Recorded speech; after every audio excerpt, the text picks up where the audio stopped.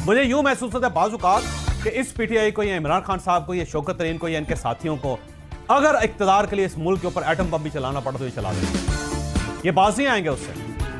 तो मेरी रियासत से दरख्वास्त है कि खुदा के लिए रोकें इन सब लोग, बंद करें इन लोगों, बंद करें ये तमाशा।